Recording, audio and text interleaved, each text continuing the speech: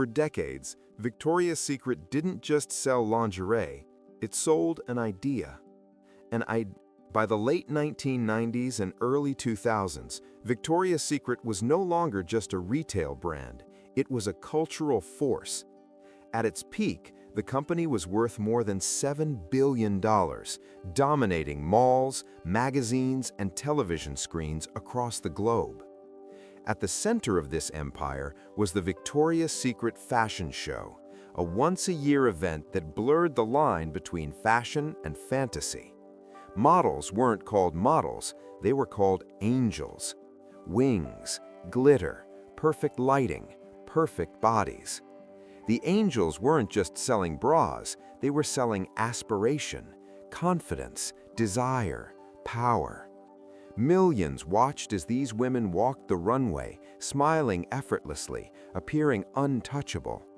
For young viewers, this wasn't just entertainment, it was instruction. This is what beauty looks like. This is what success looks like. This is what you should want to be. Behind the scenes, the formula was precise. Every detail was curated, every body carefully selected, every flaw eliminated. Victoria's Secret didn't chase reality, it manufactured fantasy. And for a long time, the world bought it. But fantasies don't last forever. And the higher something is placed on a pedestal, the more devastating the fall becomes. Act 2. The Shadow. Behind the pink storefronts and televised glamour stood one man, Les Wexner, a billionaire retail mastermind, the man who transformed Victoria's Secret into a global powerhouse. For decades, Wexner held immense influence, not just over the company, but over the image of beauty it promoted. Yet his legacy would become inseparable from a name far darker: Jeffrey Epstein. Epstein presented himself as a financial genius with elite connections. Over time, he gained extraordinary access to Wexner's wealth, properties, and inner circle. At one point, Epstein was trusted with sweeping financial authority, an arrangement that later raised serious questions. Years later, Epstein would be exposed as a serial sex offender who trafficked and abused underage girls, often using promises of opportunity and connections. Victoria's Secret has never been legally implicated in Epstein's crimes. No direct evidence has proven the brand's involvement. But the association alone cast a long, disturbing shadow.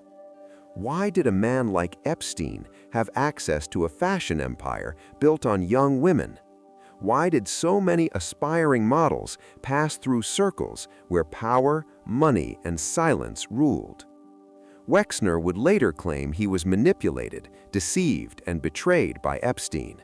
He cut ties, he spoke out. But the damage was already done.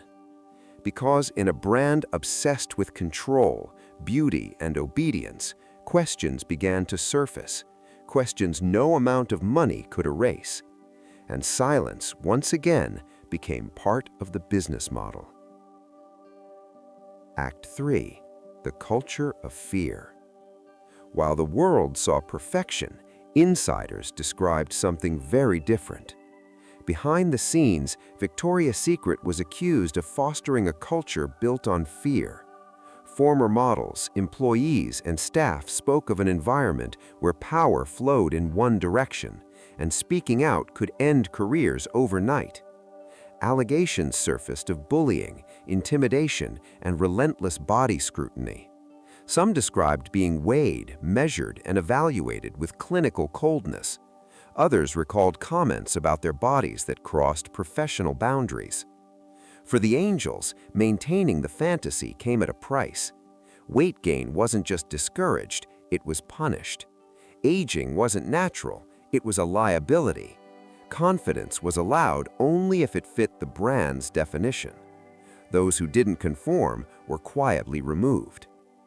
Stylists, assistants, and junior employees described executives who ruled through humiliation and fear. The message was clear: you were replaceable. And for many, the cost of speaking up was too high. The runway smile became armor. Silence became survival. Because in an empire built on illusion, the truth was dangerous. Act 4. The Inclusion War. By the late 2010s, the world began to change. Consumers demanded diversity, real bodies, real stories, real representation. The definition of beauty was expanding, but Victoria's Secret refused to follow. Executives openly dismissed calls for inclusivity. Plus-size models were rejected. Trans representation was mocked. The brand doubled down on fantasy, while the culture moved towards reality. And then everything shifted. Rihanna entered the scene. With the launch of Savage x Fenty, she didn't just introduce a new lingerie brand, she launched a cultural rebellion. Her shows celebrated difference, bodies of all sizes, different genders, different identities, confidence without permission. What Victoria's Secret had guarded for decades, Savage x Fenty dismantled in a single moment. The audience noticed. Suddenly, Victoria's Secret felt outdated, rigid, disconnected. Sales dropped. Public opinion turned. The angels no longer symbolized empowerment. They symbolized exclusion. The crown slipped. And this time, there was no fantasy strong enough to hold it in place. Act 5. The Collapse. In 2019, the unthinkable happened. The Victoria's Secret fashion show was canceled. No runway, no wings, no angels.